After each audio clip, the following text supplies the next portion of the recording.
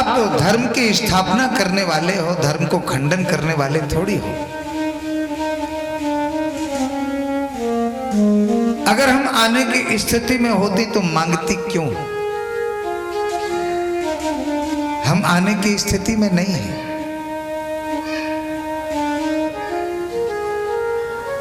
अच्छा, अब भाई आने की स्थिति में हो या नहीं हो वो हमें नहीं पता, लेकिन अब कौन वृक्ष से उतरे, कौन इतने सारे वस्त्र लेकर के नीचे आवे। इसलिए भाई तुम आकर के खुद अपने अपने वस्त्र पहचान के ले लो। हे भगवान, अब कैसे बात बनेगी? ये तो हट कर गए। एक कहती है ये आने वाले नहीं है, चलो हम कोई उपाय करते हैं। बोले क्या? सो एक ब्रज कुमारिका ने कहा, श्याम सुंदर ते दास्या, हम आपकी दासी हैं, हम दासत्व स्वीकार करते हैं। अब तो वस्त्रों को लौटा दो, अब तो कोई अपराध नहीं है। भगवान कहाँ मानने वाले? भगवान बोले तो हम तो परीक्षा लेके देखेंगे। भगवान तो मन की बात जानते हैं कि तुमने केवल वाणी से कहा है कि मन से कहा है।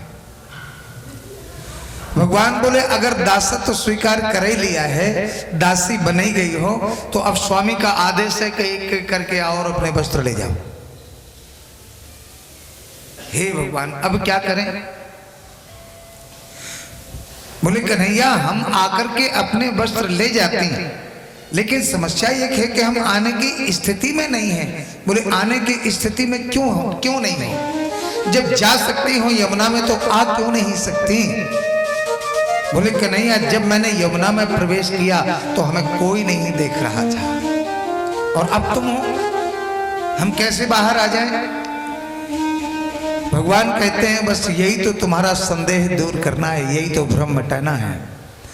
तुमने ये कैसे सोच लिया था कि ये कैसे सोच लिया कि मैं कब देख रहा था और कब नहीं देख रहा?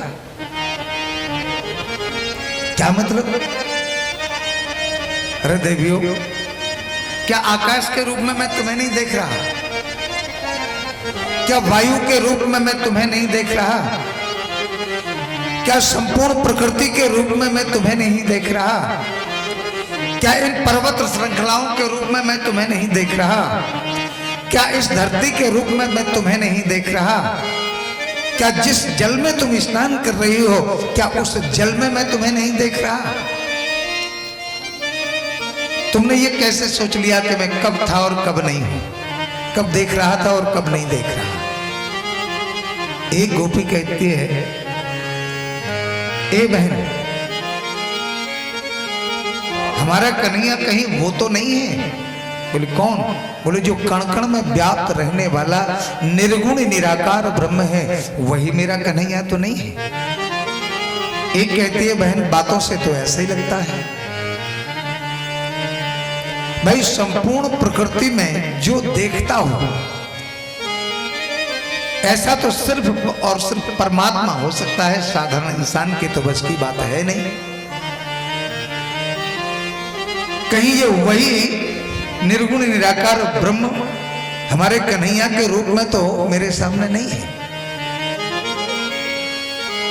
गोपियां घबरा गई। गोपियों ने आंख बंद करी, और जो आंख बंद करके देखा तो क्या देखती हैं कि संपूर्ण प्रकृति की में, आकाश में है तो कृष्ण, धरती पे है तो कृष्ण, सारे वृक्ष में प्रकृति में है तो कृष्ण ही कृष्ण है। यहाँ तक कि जल में, संपूर्ण यमुना के जल में कृष्ण ही कृष्ण दिखाई देते हैं। और तो छोड़िएगा जी, गोपियां अपनी सुध-बुध खो बैठी और अपने को ही कृष्ण मान बैठी। कृष्णो हम, मैं ही कृष्ण। और देखो भैया, उस परमात्मा की तत्वता प्राप्ति कब होती है? जब प्राणी देह भान से ऊपर उठ जाता है। जानत तुम्हें ही हो जाए। ब्रह्मविद ब्रह्मैव भवति।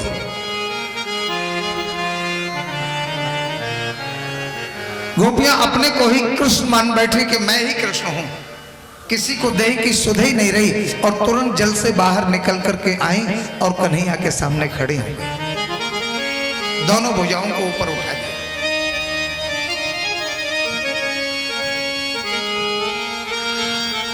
श्याम सुंदर ने ध्यान करके देखा कि इस समय किसी भी गोपी की स्थिति देह में स्थित नहीं है। अगर किंचित मात्र भी इन्हें देह भान होता तो इनके भले ही जल में ही प्राण क्यों ना निकल जाते, लेकिन ये जल से बाहर आने वाले नहीं थे। इनके तो सप्त चक्रों में, संपूर्ण देह में, रोम रोम में मैं ही में बस गया। ये तो अपने को कृष्ण ही मान बैठे। तब भगवान बस यही तो चाहते हैं, इसी का नाम है माया का आवरण का भंग करना। भगवान ने सबके वस्त्र लौटा दिए।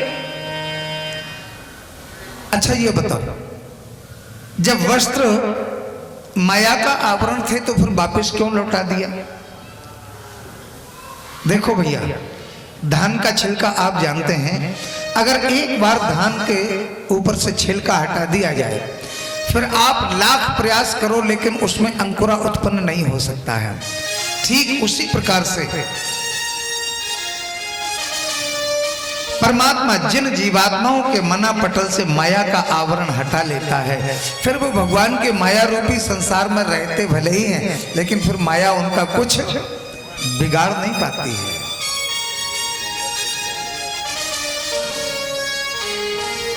वो फिर विदेह की स्थिति में पहुंच जाते हैं।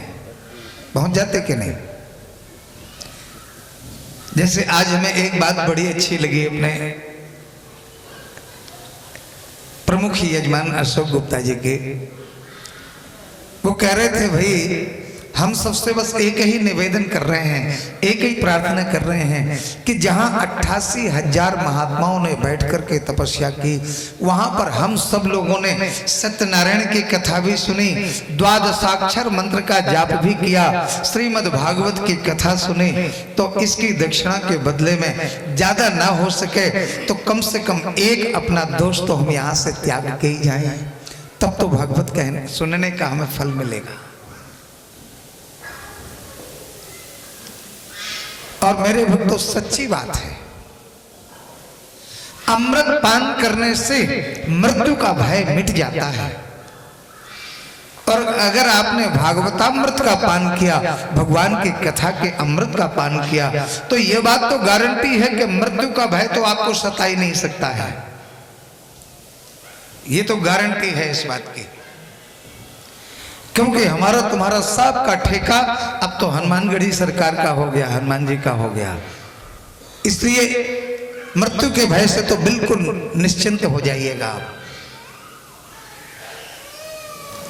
मृत्यु देवता आपको छू भी नहीं सकते हैं, आपका बाल बांका नहीं कर सकते हैं। हाँ, जब हमारे गोविंद का बुलावा आएगा तो हम खुशी खुशी अपने भगवान के घर जाएंगे, भगवान के धाम को जाएंगे।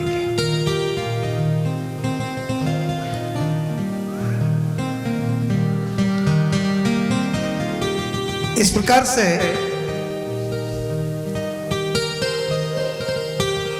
भगवान ने अपनी ही अंशभूता गोपियों के मना पटल से जो माया का आवरण हटाया, उसका नाम है चीर हरण लीला अथवा आवरण भंग लीला। और कहा, देवियों तुम्हें हमारा आश्लेष 1 वर्ष के बाद प्राप्त होगा। देखिए, जब कोई बालक गुरुकुल में पढ़ता है, जब गुरुजी पढ़ाते हैं तो वो साल भर पढ़ता है और साल भर बाद उसकी फिर परीक्षा भी तो होती है। तो मानो भगवान ने संसार में भेज दिया, जाओ अपने परिवार में। और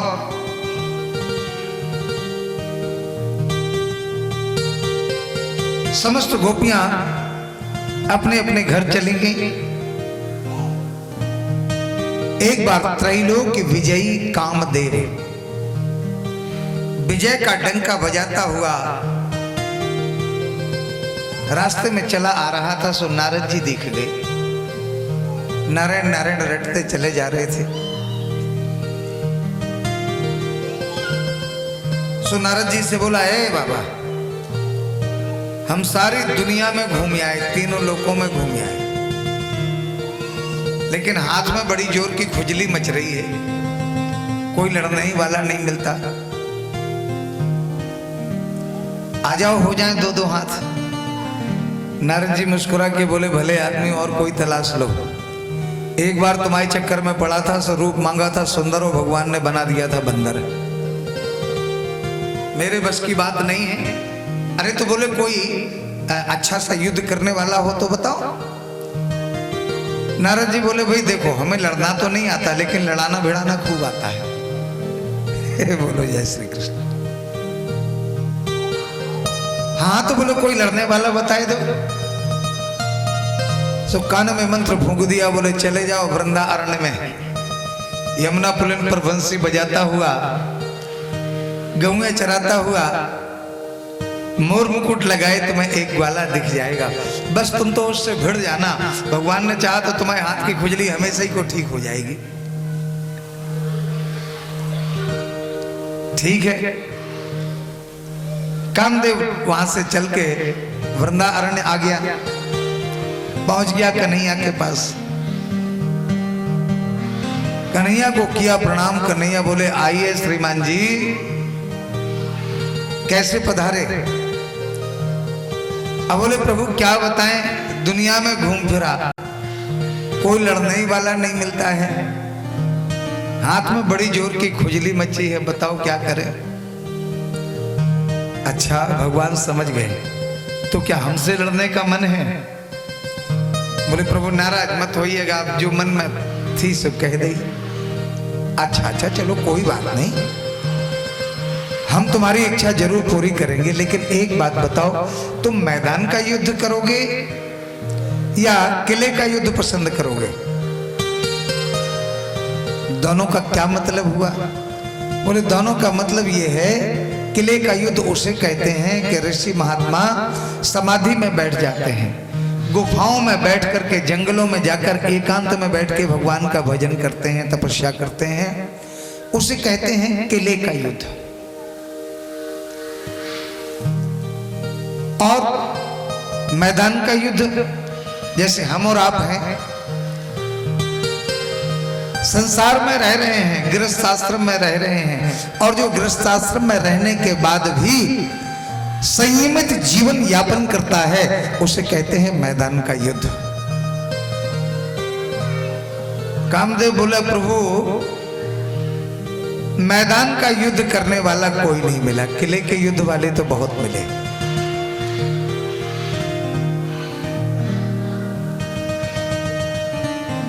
हमारे मन में तो मैदान का युद्ध करने की इच्छा है। भगवान बोले, तो ठीक है, हमें मंजूर है, लेकिन एक शर्त स्वीकार करना पड़ेगी। बोले, क्या? भगवान बोले, जो जीतेगा वो बाप बनेगा, जो हारेगा उसे बेटा बनना पड़ेगा। बोले, ठीक है, हमें शर्त मंजूर है। बोले, चलो ठीक है, आ जाना 1 साल के बाद। आश्वासन दे दिया और कामदेव चला गया। अब 1 वर्ष के बाद आज भगवान ने महाराज के माध्यम से कामदेव को चुनौती दी और भगवान ने वेणुनाद किया और मानो कामदेव को चुनौती दी कि आ जाइएगा श्रीमान जी, मैं अनंत ब्रज सुंदरियों के साथ महाराज करूंगा, नाचूंगा, हास परिहास करूंगा। अगर तुमने हमारे मन में किंचित मात्र भी विकृति उत्पन्न कर दी तो मैं बेटा बन जाऊंगा और तुम बाप बन जाओगे, मैं पराजय स्वीकार करूंगा। और अगर तुम मन में विकृति पैदा नहीं कर पाए तो तुम्हें उल्टा लटका दूंगा, ध्यान रखना। आज भगवान ने भगवान पिता रात्रि शरदोत्फुल्लिताननम् प्रफुल्ल मल्लिका वीक्षरन्तुं मनश्चक्रे योग मायामुपाश्रिता। भगवान अपि तारात्रि, यहां पर ता बहुवचन है, तारात्रि माने बहुत सारी रात्रियां एकत्रित हो गई, 6 महीने की रात हो गई। और भगवान अपि माने भगवान के मन में भी आज अपनी ही अंशभूता गोपियों से मिलने की इच्छा जगी। देखो भैया, भक्त भगवान से मिलने की इच्छा प्रकट करे, ये भक्ति है। और भगवान अगर भक्त से मिलने के लिए लालायित हो उठे तो ये उसकी भक्ति की उत्कृष्ट पराकाष्ठा है कि नहीं?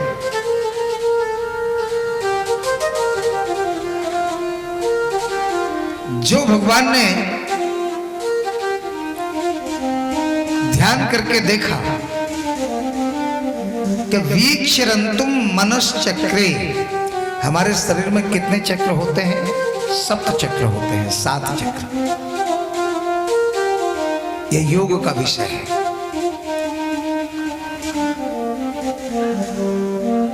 और ये है तो गोपियां अपने घर संसार में रह रही हैं, घर के प्रत्येक कार्यों को कर रही हैं, झाड़ू लगाती हैं, भोजन बनाती हैं, पतिदेव की सेवा करती हैं, बच्चों की सेवा करती हैं, सास ससुर की सेवा करती हैं।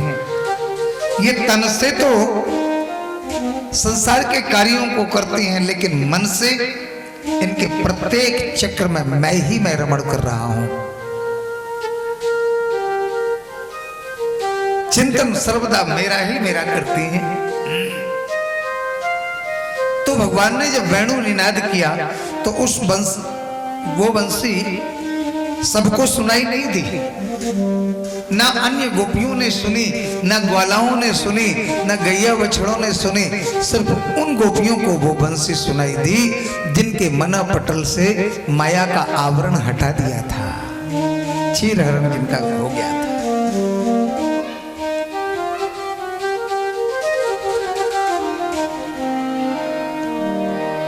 निशम्य गीतं तदनंगुवर्धनं ब्रजस्त्रिया कृष्ण गृहीत मानसा। ब्रजस्त्रिया कृष्ण गृहीत मानसा, जिनके मन को, जिनके चित्त को ग्रह रूप कृष्ण रूपी ग्रह ने बांध लिया था, आकर्षित कर लिया था, उन्हीं को बंसी सुनाई दी। और बंसी से गीत कौन सा बजाया? बोले निशम्य गीतम तद अनंग वर्धनम। अनंग नाम है कामदेव का। काम की वृद्धि करने वाले नाद का उच्चारण भगवान ने किया और मानो इधर कामदेव का भी आह्वान किया कि आ जाइएगा श्रीमान जी, मौका आ गया है। प्रत्येक गोपी अपने अपने घर में काम में लगी है। कोई पति के चरण दबा रही है, तो कोई बच्चों को भोजन करा रही है, तो कोई बच्चों को दूध पिला रही है, तो कोई भोजन बना रही है। और जिसके कान में बंसी पड़ती है वो अधूरा काम छोड़ के ही दौड़ लगा देती है भगवान से मिलने के लिए। लिम्पन्त्या प्रमजोन्यन्यान अंजन्त्यः कांस्यलोचने। एक गोपी आंख में काजल लगा रही थी। एक आंख में काजल लगाई ली और दूसरी बगैर काजल की। इतने में बंसी कान में पड़ी से दौड़ लगाई दी भगवान से मिलने, जंगल की ओर भाग पड़ी। एक बच्चे को दूध पिवाई रही थी। इतने में बंसी सुनाई दी, सो बच्चे को अतृप्त अवस्था में ही छोड़ करके दौड़ लगाई दी भगवान से मिलने। एक पति के चरण दबा रही थी, एक चरण तो दबाई लियो, अब दूसरे को नंबर आयो, तब तक बंसी सुनाई दे गई, सो छोड़ के और भाग गई भगवान से मिलने। लिंपंत्या, एक गोपी लीपा पोती कर रही थी। लीपा पोती जानते हो? अरे रात में कहीं लीपा पोती होती है। लिंपंत्या, बोलो जय श्री कृष्ण। भाई ये बाबा की अपनी भाषा है, वो क्रीम पाउडर लगाए रहे थे। इसे कहते हैं अंगराग। शास्त्रों की भाषा में इसे अंगराग कहा जाता है। उस गोपी ने अंगराग अपने मुख पर लगा तो लिया, लेकिन इतने में वंशी सुनाई दी तो उसे व्यवस्थित करना भूल गई और दौड़ लगा दी भगवान से मिलने को। देखो भैया, स्त्रियों का श्रृंगार करना सहज स्वभाव होता है। हम लोगों को कहीं जाना हो तो जल्दी जल्दी में किसी भी स्थिति में चले जाते हैं। जैसे कपड़े पहने फटे पुराने वैसे ही पहने चले जाते हैं, को मुंबई हुआ है ना। लेकिन माताओं को, अरे शहर बाजार तीर्थ यात्रा की बात तो छोड़ो, अगर पड़ोसन के यहाँ भी जाना है तो व्यवस्थित होके ही जाती हैं कि नहीं? श्रृंगार करना इनकी सहज वृत्ति है। लेकिन आज बाबा ये प्रसंग क्यों सुना रहे हैं गोपियों का? मानो इसलिए सुना रहे हैं कि जितनी भी गोपियां हैं उन्हें देह की भान तो है ही नहीं, देह भान से ऊपर उठ चुकी हैं। अगर उन्हें देह की सुध होती तो फिर वो अपने श्रृंगार को व्यवस्थित करके फिर न जाती भगवान के पास।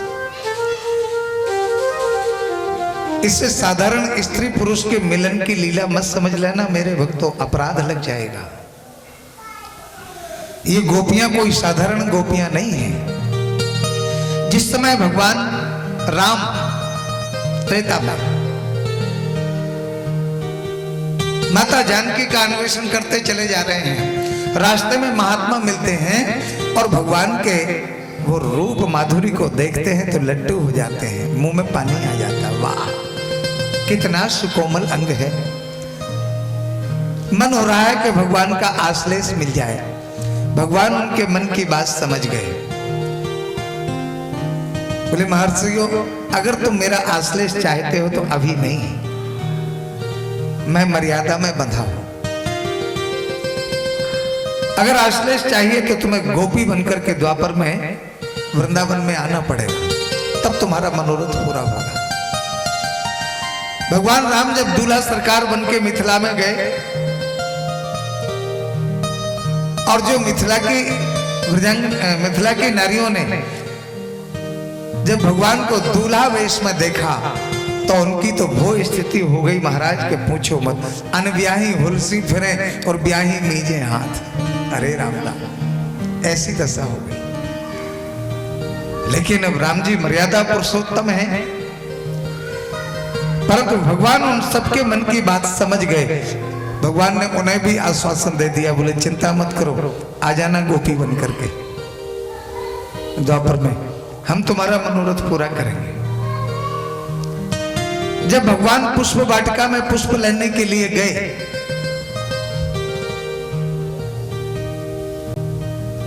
और जो वाटिका में अंदर प्रवेश किया, एक बात बताओ, जो आदि शक्ति भगवती जगदम्बा जानकी जी की वाटिका होगी, उसके जो पुष्प होंगे क्या वो साधारण पुष्प होंगे क्या? बताइए। और फिर वो जगत नियंता परमात्मा भी जहां पहुंच जाए,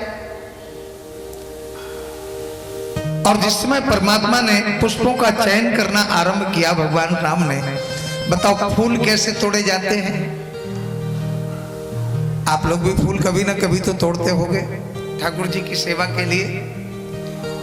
तो हम जब फूल चुनते हैं तो क्या करते हैं? बाएं हाथ से डाली को पकड़ते हैं और दाहिने हाथ से फूल तोड़ते हैं, यही नियम है ना। और हमारे परमात्मा कौन है, राम कौन है? बोले जो चैतन्य कहूं जड़ करही और जड़ई करही चैतन्य। जो बाएं हाथ से डालियों को पकड़ा सो डाली खिलखिला के हंस पड़े, मुस्कुरा पड़े। बोले प्रभु फूल तो तोड़ रहे हो लेकिन सावधान। अरे बोले क्या होगा, कोई गलती हो गई क्या? अब बोले गलती समझ लो या कुछ भी समझ लो, उसका सुधार तो आपको करना पड़ेगा। बोले हमसे कौन सी भूल हो गई, कौन सी गलती हो गई? बोले प्रभु आपने हमें बाएं हाथ से पकड़ा है। बोलो जय श्री कृष्ण। वामांग किसका होता है? भगवान मुस्कुरा पड़े, उनके मन के भाव समझ गए। तो जिस भाषा में उन शाखाओं ने भगवान से प्रार्थना करी थी, उसी भाषा में भगवान ने भी उत्तर दे दिया। क्या? कि देवियों, हम तुम्हारा मनोरथ अवश्य पूरा करेंगे, परंतु कब? मोर पक्ष सिर सोहत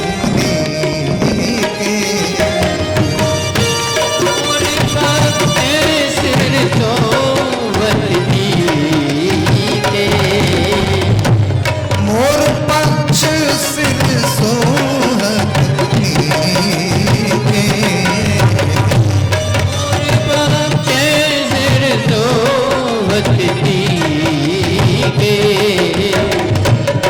कुछ बीज बिच कुसुम कली के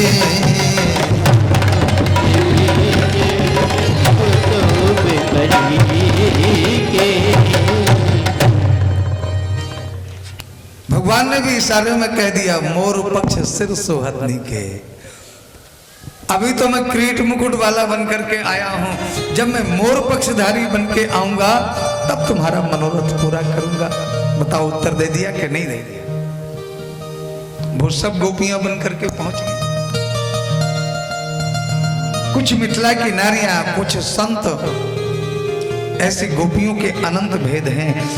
वेद की श्रुतियां भगवान को नेति नेति कर करके मौन हो गई।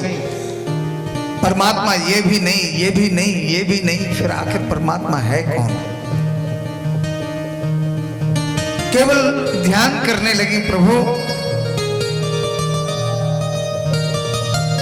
मेरी सीमा समाप्त हो चुकी है, मैं आपको नहीं ढूंढ सकती, नहीं प्राप्त कर सकती, अब आप ही अपना परिचय दें। तो भगवान ने कहा कि देवियों, अगर तुम हमारा परिचय और हमारा आश्लेष चाहती हो तो तुम सब गोपी बनकर के प्रकट हो। तो जितनी वेद की श्रुतियां हैं सब गोपियां बनकर के ब्रज में प्रकट हो गई। ये कोई साधारण स्त्री मात्र नहीं है। इसलिए ये भ्रम दिमाग से निकाल देना, मन मस्तिष्क से। बोलो जय श्री कृष्ण। गोपियां दौड़ी दौड़ी भगवान के पास पहुंच गई। एक गोपी के मन में आया कि हम श्याम सुंदर से मिलने जा रहे हैं। बंसी तो उसने भी सुनी, लेकिन उसने कहा कि चलो कम से कम व्यवस्थित तो हो लें। और जो श्रृंगार करने लगी, इतने में उसके पति ने देख लिया, सो हाथ पकड़ के कमरे में बंद कर दिया। चलो इधर, रात में कहां जा रही है? और कुंडी लगाई दी बाहर से। तुरंत उसे इतनी गिलानी हुई उस शरीर से कि राम राम। देखो तो इस सांसारिक साधन ने हमें परमात्मा के पास जाने से रोक दिया।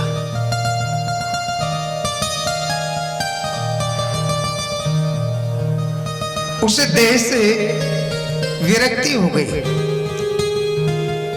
श्याम सुंदर का विरह इतना सताया कि भगवान के विरह में उसके सारे पाप ताप संताप जल करके राख हो गए और वो देह वहीं छूट गई। दिव्य देह धारण करके वो अन्य गोपियों के पहले ही भगवान के पास पहुंच गई। जो गोपियां भगवान के पास गई, भगवान ने कहा, आओ आओ देवियों, स्वागतम वो महाभागा प्रियम किम करवाणी वा।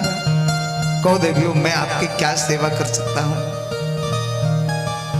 अब गोपी एक दूसरे की शक्ल देखने लगी। देखो तो बंसी बजा के हमें बुलाए लियो यहां तक, अब कह रहे हैं कैसे चली आई।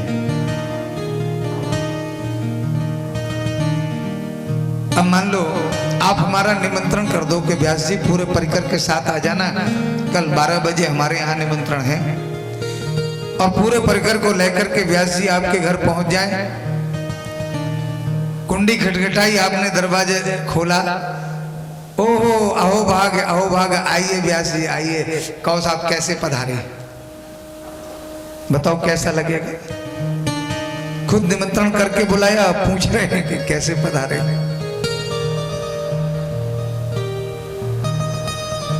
तो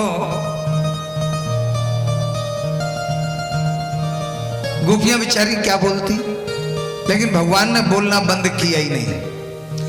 अच्छा, तो इसके माने ब्रज में कोई आपत्ति विपत्ति तो नहीं आ गई? गोपियों ने सिर हिला दिया, बोले कोई विपत्ति नहीं आई। अच्छा, तो जंगल में तुम चांदनी देखने आई हो? भाई पूर्णमासी का चंद्रमा बहुत अच्छा लगता है रात में। गोपियों ने सिर हिला दिया, बोले प्रभु हम कोई चांदनी वादनी देखने नहीं आई। अच्छा, तो क्या पतिदेव से झगड़ा हो गया क्या? देखो देवी, झगड़ा तो सबके यहाँ होता है, लेकिन इतना भी नहीं होना चाहिए कि रात में तुम जंगल में चली आई झगड़ा करके। मेरी बात मानो, वापस लौट जाओ। एक बोली है बहन, अगर हम चुपचाप बने रहे तो ये प्रवचन झाड़ते ही रहेंगे, अब हम ही को बोलना पड़ेगा। एक गोपी बोली श्याम सुंदर, अभी अभी तुमने कहा कि वापस लौट जाओ, हम वापस लौट जाती हैं। अरे तो बोले ये तो बड़ी अच्छी बात है। तो बोले एक काम करो, हमारा मन हमें लौटा दो, हम वापस चले जाएंगे, जो तुमने बंसी बजा करके चुरा लिया है। क्या मतलब? बोले मन कोई लौटाने वाली वस्तु है क्या? मैं कैसे लौटा दूं? तो बोले नहीं लौटा दूं तो मैं कैसे वापस लौट जाऊं? बगैर मन के मैं संसार में जाके करूंगी भी क्या? और हमने तो सुना है कि जो एक बार आपकी शरण में आ जाते हैं उन्हें संसार में दोबारा नहीं जाना पड़ता है। और आप, हम सब आपके पास आ गए हैं, आपकी शरण में हैं, फिर भी आप हमसे कह रहे हो कि वापस लौट जाओ। हम आपसे एक प्रश्न का समाधान चाहते हैं। हाँ पूछो क्या? तो गोपी बोली एक बात बताओ प्रभु, एक स्त्री थी, वो पति को परमात्मा की तरह मानती थी, बिल्कुल परमात्मा की तरह पूजती थी। एक दिन उसके पति को परदेश जाना पड़ गया, वो बड़ी दुखी होने लगी। तो उसके पति ने समझाया, देखो देवी अब बात ऐसी है कि जाना तो आवश्यक है, जाना तो पड़ेगा। अच्छा तुम एक काम करो, हमारा चित्रपट रख लो। चित्रपट कहते हैं फोटो को, तस्वीर। तुम उसकी पूजा कर लिया करो, तब तक मैं 2-4 दिन में 6 दिन में लौट आऊंगा। वो बात मान गई। अपना चित्रपट दे करके उसका पति तो प्रदेश चला गया। अब रोज उसके चित्रपट की पूजा करती, उसे स्नान कराती, तिलक लगाती, माला पहनाती, आरती उतारती, भोग की थाली सामने रखती, रोज का नियम। एक दिन वो जो है अपने पति के चित्रपट की पूजा कर रही थी, आरती की थाली हाथ में लिए, इतने में बाहर से कुंडी खटखटाई दी उसके पति देव ने। देवी दरवाजा खोलो। श्याम सुंदर मैं आपसे उत्तर चाहती हूं, बताओ वो पूजा करे कि दरवाजा खोले? भगवान बोले लोग इतनी छोटी सी बात हमसे पूछ रहे। अरे भाई वो पूजा जो कर रही है वो पति के चित्रपट की ही तो पूजा कर रही है। जब असली पति दरवाजे पर कुंडी खटखटा रहा है तो फिर अब चित्रपट की पूजा करने की क्या जरूरत? उसको दरवाजा खोलना चाहिए। गोपियां मुस्कुरा पड़ी, बस बोले समाधान मिल गया। बोले क्या?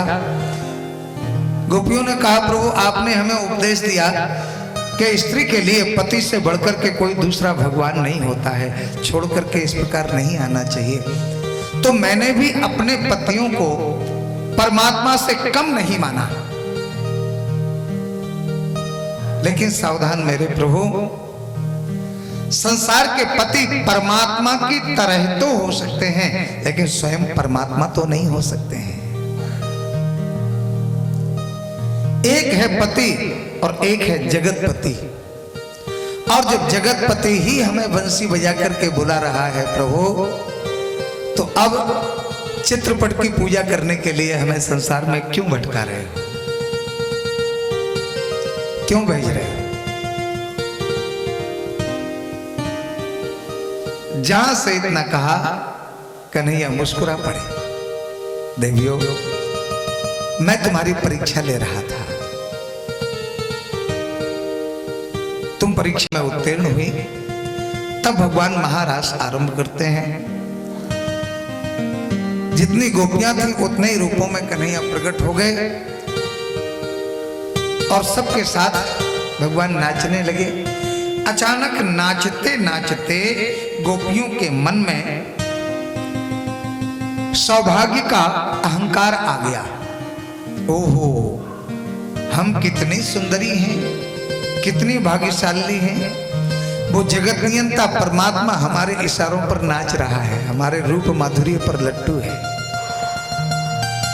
जहां से इतना सोचा कि भगवान नाचते नाचते गोपियों के बीच से 9 2 11 बोलिए अंतर ध्यान हो गए।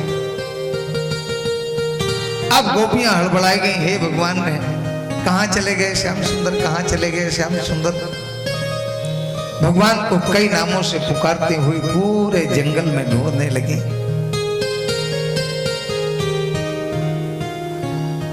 कभी पृथ्वी से पूछते हैं तो कभी बरगद से पूछते हैं तो कभी तुलसी से पूछते हैं। सामने पुष्प बिखरे दिखाई दिए तो कहते देखो देखो, लगता है प्रभु अकेले नहीं गए, किसी अन्य गोपी को भी साथ में लिए। यहां उसका श्रृंगार क्या होगा। और सच्ची बात है, गोपियों को आया था अभिमान और राधा रानी को आया था मान। मान और अभिमान में बड़ा अंतर है। भगवान मान की तो पुष्टि करते हैं लेकिन अभिमान का खंडन करते हैं। जैसे कि एक छोटा सा बालक अपनी मां से रूठता है। क्यों रूठता है? उसे पता है कि मेरी मां मुझे मनाएगी जरूर, तभी तो रूठता है। तो रूठा उससे जाता है जिस पर अधिकार होता है। राधा रानी को मान आ गया तो भगवान साथ में लेके चले गए। चलते चलते राधा रानी बोली प्रभु अब नहीं चला जाता है, मैं थक गई हूं। तो बोले स्कंद आरोहिता, मेरे कंधे पर बैठ जाओ। और जो कंधे पर बिठाने की बात कही सो राधा रानी का मान भी, उसमें भी अभिमान का अंकुरा उत्पन्न होने लगा। ओहो, देखो इतनी ब्रजांगनाओं के बीच में मैं ऐसी भाग्यशाली हूं जिसे प्रभु अपने कंधे पर बिठा रहे हैं। बस इतना सोचना था कि भगवान वहां से भी अंतर्ध्यान हो गए। अब तो अन्य गोपियों की तरह राधा रानी भी ढूंढती हुई रोती हुई चली आ रही थी। अचानक गोपियां मिल गई। अरे बोले बहनों क्या हुआ? अरे बोले हुआ क्या है, जो रोग तुम्हें लगा था वही हमें लग गया। जब भगवान कहीं नहीं मिले तो भगवान की लीलाओं का अनुकरण करती हैं। और लीलाओं का अनुकरण करने से भी बात नहीं बनी। एक गोपी बोली बहन देखो, जो वस्तु जहां खोई हो वहीं ढूंढना चाहिए। और हम अगर इस तरह से भागेंगे तो भगवान छुपने के लिए भागेंगे। और भगवान के श्री चरणों में पादुकाएं हैं नहीं, तो उनके पैरों में कांटे कंकड़ चुभेंगे। और कांटे कंकड़ चुभेंगे तो कष्ट हमें होगा, क्योंकि हमारे हृदय में उनके चरण विद्यमान हैं। इसलिए अब नहीं ढूंढेंगे भगवान को। यमुना पुलन पर आई और एक गीत गाया जो कि 10वें स्कंद के 31वें अध्याय में वर्णित है। इसे गोपी गीत का नाम दिया है। और इसकी ऐसी फलश्रुति है कि जो इसका नित्य जाप करते हैं उन्हें जीवन में किसी न किसी रूप में, प्रत्यक्ष रूप में कन्हैया का प्रकट्य होता है, दर्शन होता है। तो संस्कृत में है। आइए उसके एक दो श्लोकों का भाव हम आपको सुनाते हैं। 18 श्लोकों में है।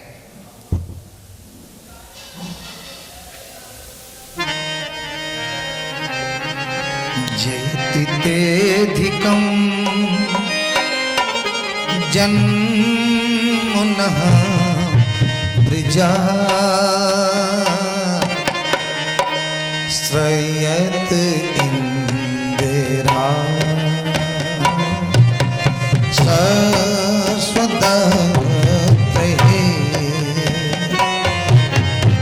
दयित प्रेषता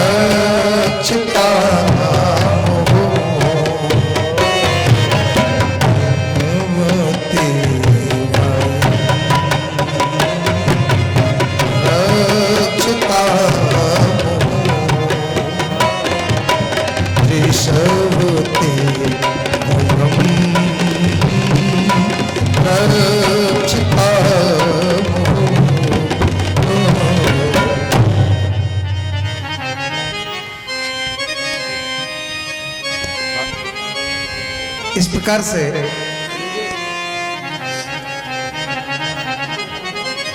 गीत गाते हुए गोपियां कहती हैं, हे गोविंद, जब से आपका जन्म इस ब्रज भूमि में हुआ है तब से इस ब्रज की ऐसी अद्भुत महिमा बढ़ गई है कि संपूर्ण देवताओं की बात तो छोड़ो, वो वैकुंठ में निवास करने वाली लक्ष्मी भी इस ब्रजरज में निवास पाने के लिए सदा लालायित रहा करती है। ऐसी महिमा बढ़ गई है प्रभु इस ब्रज की, केवल आपका प्राकट्य होने से। और पता है दैत्य दृश्यता, ए दयालु, जरा ये दृश्य तो देखो, जो एक बार आपके हो जाते हैं उनके जीवन के त्रैताप्त समाप्त हो जाते हैं। और क्या हम आपके नहीं हुए अभी? मैंने घर परिवार बच्चे पति सब का परित्याग करके आपकी शरण में आ गए और हम इसके बाद भी संतप्त हैं।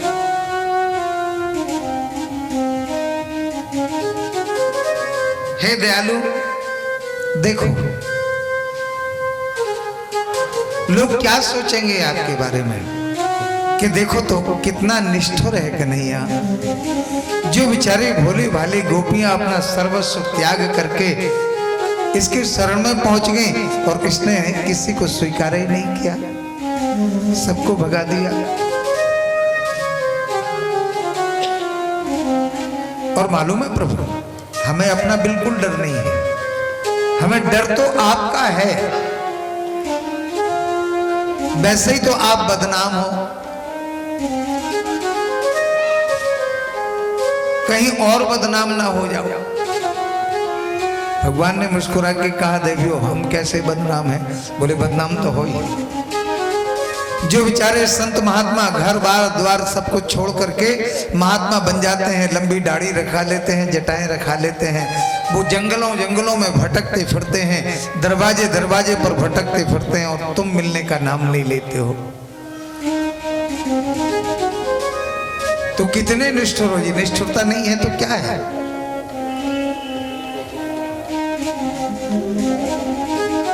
प्रभु आपको मालूम है कि हम सब आपके बिना पैसों की खरीदी हुई दासियां हैं, ते अशुल्क दासिका।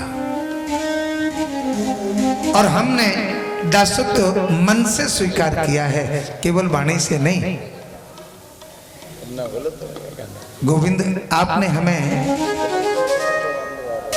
बड़ी बड़ी विपत्तियों से बचाया, अग्नि से बचाया, इंद्र के कोप से बचाया, काली नाग की विषाग्नि से बचाया, बड़ी बड़ी विपत्तियों से हमारे ब्रज की और ब्रजवासियों की रक्षा करी, और अपने विरह रूपी असुर से हमें मारना चाहते हो।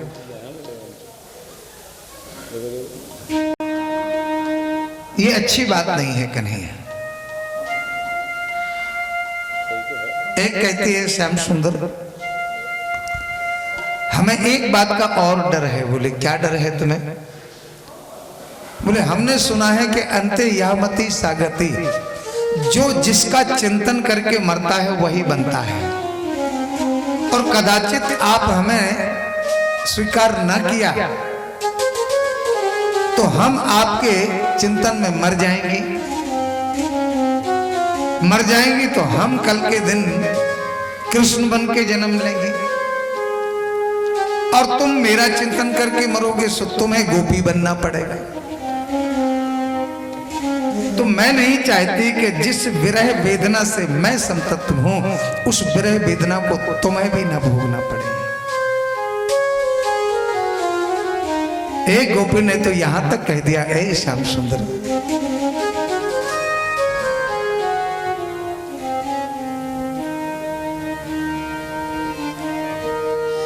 कान्हा रे तू राधा बन जा, छोड़ पुरुष का मान। कान्हा रे तू राधा बन जा, छोड़ पुरुष का मान। तब होगा तुझको राधा की पीड़ा का अनुमान रे। कान्हा रे, कान्हा रे,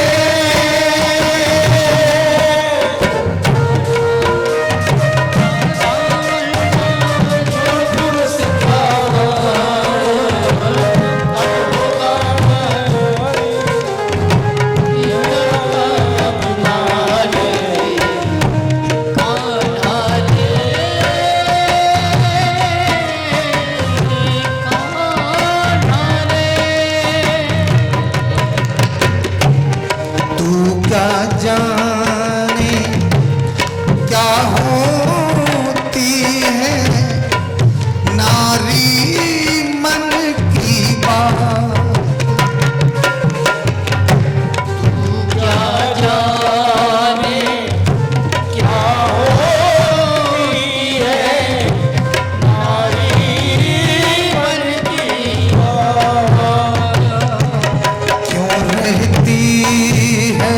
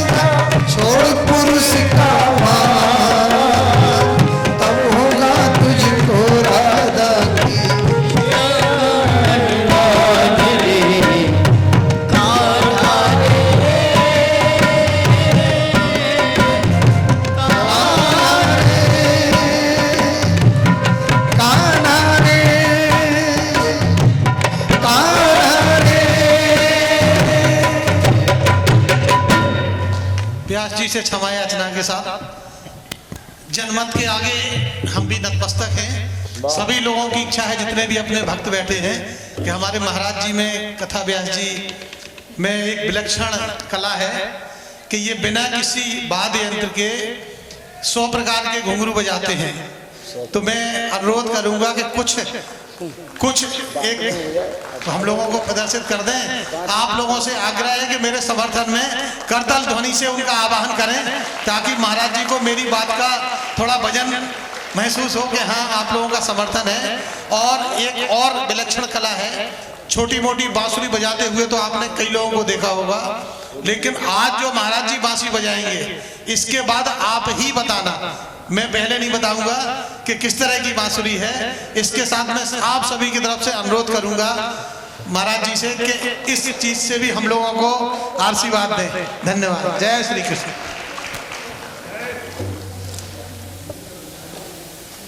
देखो भाई, हम में इतनी हिम्मत कहाँ है जो आप जैसे भक्तों के आग्रह को ठुकरा सकें। इतनी सामर्थ्य हमें नहीं है। अरे भक्त के आगे तो भगवान को झुकना पड़ता है, मैं तो चीज क्या हूं।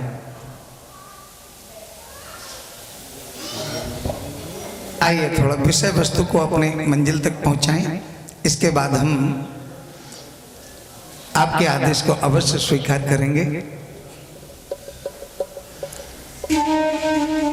गोपियां भगवान को ढूंढते हुए कहती हैं, प्रभु अब हम जंगल में नहीं भागेंगे, क्योंकि हम भागेंगे, ढूंढेंगे तो आप भागोगे, और आप भागोगे तो आपके श्री चरणों में कांटे चुभेंगे और कष्ट हमें होगा। मानो भगवान कहना चाहते हैं, उनके हृदय में भाव जगा कि भगवान हमसे कह रहे हैं कि देवियों, तुम्हें सौंदर्य अभिमान जाग गया था, तो गोपियां कहती हैं, प्रभु इसमें भागने की क्या जरूरत थी। अरे एक बार मंद मंद मुस्कुराहट से अगर मेरी ओर देख लिया होता तो त्रैलोक में ऐसी कौन सुंदरी होगी जो आपके रूप, माधुरी और मधुर मुस्कान को देख करके अपने रूप का अभिमान रख सके।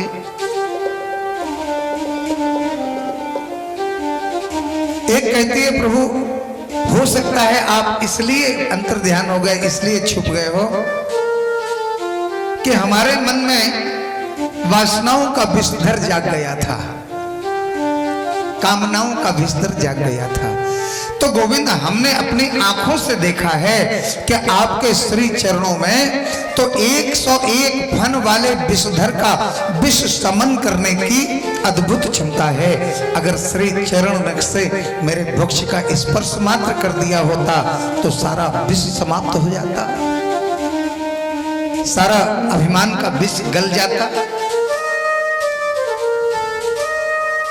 गोविंद क्या बताएं, हम मरना तो चाहते हैं, लेकिन चाहते हुए भी मर नहीं सकते हैं। क्यों नहीं मर सकते हैं? गोपियां कहती हैं, प्रभु हमने अमृत जो पान कर लिया है। क्या कहा? अमृत पान कर लिया? बोले हाँ। कहाँ मिला तुम्हें अमृत?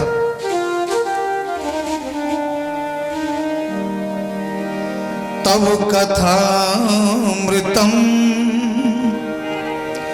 तप्त जीवनम, तब कथामृतम तप्त जीवनम,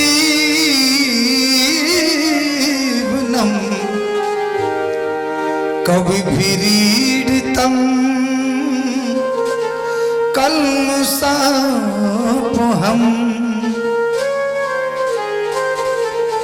श्रवण मंगलम श्रीमदाततं, भुवि गृह्णन्ति ते भूरिदा जना, भुवि गृह्णन्ति ते भूरिदा जना। देखो भैया, अमृत दो है, एक है धरामृत और एक है अधरामृत। हम लोग शब्दों का अर्थ ठीक ठीक नहीं लगा पाते हैं, कभी कभी भ्रम हो जाता है। धरामृत में और अधरामृत में कितना अंतर है? धरामृत उसे कहते हैं जो धरती पर प्राप्त हो गए, वो धरामृत है। और अधरामृत वो कहलाता है जो पृथ्वी से हटके हो, ऊपर हो। और वो अधरामृत जो धरती का अधरामृत है, हो सकता है कदाचित उसके कोई साइड इफेक्ट हो जाए, क्योंकि धरती का जो अधरामृत होता है, जो अमृत पान कर लेते हैं वो क्या हो जाते हैं? अमर हो जाते हैं। और अगर हम धरती का अमृत पान कर गए और अमर हो गए तो बताइए हमारे मन में अभिमान आए बगैर रुक जाएगा क्या? अब हम मर ही नहीं सकते हैं। देखें हमारा कौन क्या बिगाड़ता है। लेकिन गोविंद जो आपके रूप का अधरामृत है, जो आपके श्री चरणों का अधरामृत है, जो आपके अंग अंग का अधरामृत है, जो उसका रसपान कर लेते हैं, उस अमृत का पान कर लेते हैं, वो समझ लो कि अमर हो जाते हैं, फिर वो कभी मरते नहीं हैं। बोलो जय श्री कृष्ण। आपकी कथा ऐसी है कि आपकी कथा, अरे रूप को तो छोड़ो, जो आपकी यश कीर्ति ही सुन लेता है, आपकी कथा श्रवण कर लेता है, उसे आत्मसात कर लेता है, वो आगमन से मुक्त हो जाता है। आपकी कथा भी तो अमृत ही है।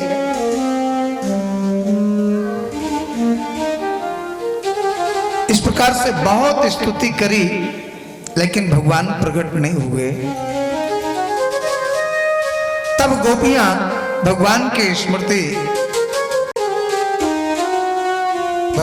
स्मृति में अभी तो गीत गा रही थी, परंतु अब विरह में रोना भी आरंभ कर दिया। और देखो भैया, जब गाना और रोना सब परमात्मा के लिए होता है, तो फिर वो परमात्मा अपने को रोक नहीं पाता है। हम संसार के लिए तो बहुत रोते हैं, बेटा बेटियों के लिए, धन संपत्ति के लिए, संसार के सुख वैभव के लिए, पद प्रतिष्ठा के लिए बहुत रोते हैं कि नहीं? लेकिन बताइए भला ऐसे कितने लोग हैं जो एकांत में बैठ के इसलिए रोते हैं कि प्रभु पूरा जीवन बीत गया संसार में भटकते हुए, ना तो कामनाओं की पूर्ति हुई और ना आत्मा की पूर्ति हुई। आत्मा की पूर्ति तो तब होगी प्रभु जब आप मिल जाएंगे, और आप मिले नहीं, जीवन व्यर्थ चला गया। और अब मेरी अवस्था उस पड़ाव पर आ चुकी है जहां पर सिर्फ घुटनों का दर्द याद रहता है, कमर का दर्द याद आता है, प्रभु आपकी याद नहीं आती है। बोलो जय श्री कृष्ण। बताइए कितने लोग ऐसे हैं जो एकांत में उस परमात्मा के दर्शन के लिए रोते हैं। और मेरे भक्तों, भगवान कहता है कि मैं क्षीर सागर की थाह तो ले सकता हूं, अनंत सागरों की थाह तो ले सकता हूं, लेकिन मेरे भक्त के हृदय रूपी सागर से अगर 2 अश्रु बिंदु भी निकल पड़े तो मैं उसकी थाह नहीं ले सकता। फिर उसे तो हाथ पकड़ने के लिए मुझे जाना ही पड़ेगा।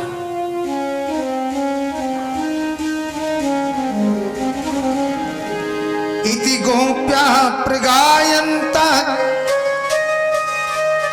इति गोप्या प्रगायन्त्या प्रलपन्त्य चित्रधा रुरुदुः सुस्वरं राजन् कृष्ण दर्शन लालसा। आज कन्हैया के दर्शनों की लालसा में जब गोपियां रोईं तो तासाम आविर्भूत छौरी स्मयमान मुखाम्बुजा पीतांबर धरा सृगवी साक्षात मनमथा। करोड़ों करोड़ों कामदेव के रूप को लज्जित करने वाले गोविंद तासाम गोपी नाम मध्य आविर्भूत गोपियों के बीच में ही प्रकट हो गए। गोपियों ने चारों ओर से कन्हैया को घेर लिया। ए बहन देखो तो इतनो रुलाई लियो तब प्रकट भय श्रीमान जी। भगवान ने कहा देवियों मैं कहीं चला नहीं गया था, मैं तो तुम्हारे अंदर ही छुपा बैठा था। देखो वियोग से ही संयोग की पुष्टि होती है क्या? तो इसलिए हमारे वियोग में तुम्हारे हृदय में जो वेदना हुई उस वेदना से एक नहीं सैकड़ों जन्मों के तुम्हारे सुकृत और दुष्कृत सब जल करके राख हो गए हैं। अब तुम मेरी हो, मैं तुम्हारा। तब भगवान ने पुनः महारास आरंभ किया और आज भगवान महाराज करते समय उस प्रकार से गोपियों के साथ नाच रहे हैं जिस प्रकार से एक नन्हा सा बालक अपने ही प्रतिबिंब के साथ क्रीड़ाएं करता है, अपने ही प्रतिबिंब को स्पर्श करने का प्रयास करता है। क्योंकि भगवान के ही तो अंशभूता जीवात्माएं हैं ये, कोई साधारण स्त्रियां हैं क्या? अरे अपने प्रतिबिंब में हम अपनी नाक पकड़ेंगे तो प्रतिबिंब में भी नाक का ही स्पर्श होगा कि नहीं होगा? सिर का थोड़ी हो जाएगा। तो मानो जिस प्रकार बालक अपने प्रतिबिंब का स्पर्श करता है, आज भगवान भी गोपियों के साथ उसी प्रकार से नृत्य कर रहे हैं। और मानो कामदेव के संपूर्ण दुर्गों को ध्वस्त किया भगवान ने, और मानो कामदेव को पराजित ही नहीं किया, उल्टा लटका दिया। कामदेव भगवान का बाल बांका नहीं कर सका, पराजित हो गया और भगवान को एक नया नाम दिया, गोविंद। मैं आपका नाम अच्युत रखता हूं। अच्युत का अर्थ है न च्यवति स्वरूपात इति अच्युतः, जो अपने स्वरूप से विचलित ना होवे उसका नाम अच्युत। और गोविंद एक आप ही हैं जो मेरे प्रभाव से आप वंचित रहे, आपको मेरा प्रभाव प्रभावित न कर सका। वरना त्रैलोक में ऐसा कौन बलि है जो मेरे प्रभाव से बच जाए?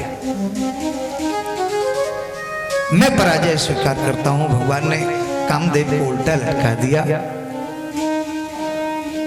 और भैया संपूर्ण प्रकृति छद्म वेश बना बना करके भगवान के महारास में सम्मिलित हो रही है। यहां तक कि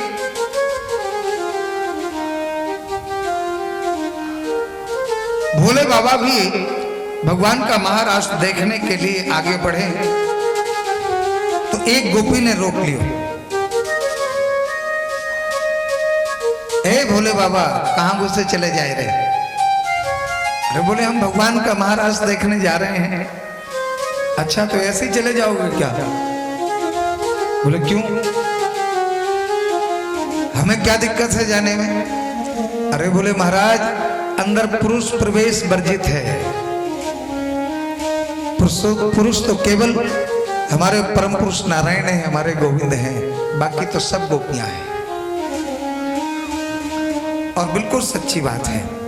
गोपी किसे कहते हैं? गोपी इंद्रिय कृष्ण रसम पिबती यस्य सा गोपी, जो संपूर्ण इंद्रियों के द्वारा गोविंद के चिंतन का रस पान करे उसका नाम गोपी। तो बोले अंदर केवल स्त्रियां प्रवेश कर सकती हैं। अच्छा तो क्या स्त्रियों के लिए तो मना नहीं है? बोले स्त्रियों के लिए कोई मना नहीं है। ठीक है, भोले बाबा ने दौड़ लगाई और पहुंच गए कैलाश पर। पार्वती जी से बोले देवी जी एक काम करो, बताओ प्रभु क्या बात है? बोले एक काम करो जी, अपने वस्त्र हमें पहनाए दो। पार्वती मैया को हंसी आ गई, प्रभु क्या हो गया, भांग ज्यादा चढ़ा गए क्या, हमारे वस्त्र पहनोगे? अब बोले सुनो ये जवाब सवाल बाद में कर लेना, पहले जो हम कह रहे हैं वो करो। अपने वस्त्र पहनाए दो और अपने ही जैसे मेरो श्रृंगार कर दो। और जरा जल्दी करो, हम जो आदेश दे रहे हैं वो करो। अब तो महाराज अपने ही लहंगा फरिया उड़ाए दिए, अपने ही सबरे वस्त्र पहनाए दिए, अपने ही गहने आभूषण पहनाए दिए भोले बाबा को, और बढ़िया अपने जैसी मांग भर दी, अपने जैसे केस गूंथ दिए और दर्पण लेके दिखाए हुए लगे, देख लो महाराज बढ़िया श्रृंगार है कि नहीं। हाँ बोले, अब लगे अर्धनारीश्वर कैसे, भगवान अर्धनारीश्वर है ना। हाँ बोले, आनंद आ गया। और जो वहां से दौड़ लगाई चलवे लगे, सो माता जी ने सारे में कारण ध्यान रखियो। अरे बोले चिंता मत करो, भी तो सब पढ़े पढ़ाए हैं, भाई को गड़बड़ करवे बारे ना है। सो भगवान दौड़े दौड़े गए भोले बाबा, और जो महाराज में प्रवेश किया तो क्या देखते हैं कि जितनी गोपियां हैं उतने ही रूपों में तो भगवान सबके साथ नाच रहे हैं, क्रीड़ा कर रहे हैं। और एक दिव्य रूप में मणि जड़ित सिंहासन पर राधा रानी के साथ विराजमान भी हैं, स्वयं उसका आनंद भी ले रहे हैं। देखा कितनी दिव्य लीला है भगवान की। जो श्याम सुंदर ने भोले बाबा को गोपी वेश में आते हुए देखा, सो बड़ी जोर की हंसी आएगी, उठ करके खड़े हो गए, स्वागत करने लगे। आइए आइए श्रीमान जी, आइए गोपीश्वरनाथ पधारिए। राधा रानी जब कन्हैया उठ के खड़े हुए, सो राधा रानी भी उठ के खड़ी हो गई। कन्हैया स्वागत कर रहे हैं, सो राधा रानी भी स्वागत करने लगी। राधा रानी ने कान में कन्हैया से पूछा धीरे से, प्रभु कौन है ये गोपी, इतनी हट्टी कट्टी लंबी चौड़ी पहली बार देख रही है। भगवान मुस्कुरा करके बोले, राधा ये आज ही हमारी मंडली में भर्ती भई है, जब नई गोपी आई। बोलो जय श्री कृष्ण।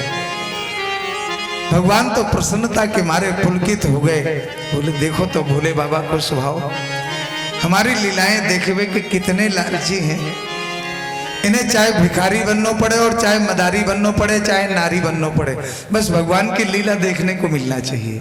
बताओ, स्त्री ही बने चले आए, गोपी बन के चले आए। भगवान तो इतने प्रसन्न हो गए, बोले देखो भोले बाबा, हम भले ही रास रासेश्वर हैं, लेकिन गोपीश्वर आज से तुम ही कहलाओगे, ये नाम तुम्हें मैं देता हूं। जब तक ब्रज की यात्रा करने वाले लोग तुम्हारा दर्शन नहीं करेंगे, तब तक उनकी ब्रज यात्रा सफल नहीं मानी जाएगी। इसलिए भोले बाबा आज भी वृंदावन में गोपेश्वर बने बैठे हैं। बोले गोपेश्वर नाथ की जय। भोले बाबा भी नाचने लगे ताता थैया करके, और जब सब नच रहे हैं तो क्या हम चुपचाप बैठे रहेंगे? बताओ, आइए थोड़ा सा आनंद महाराज का हम भी ले लेते हैं, ठीक है?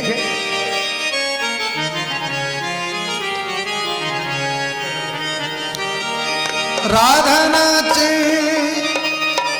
कृष्णा नाचे, ओ राधा नाचे, कृष्णा नाचे, नाचे गोपी संग।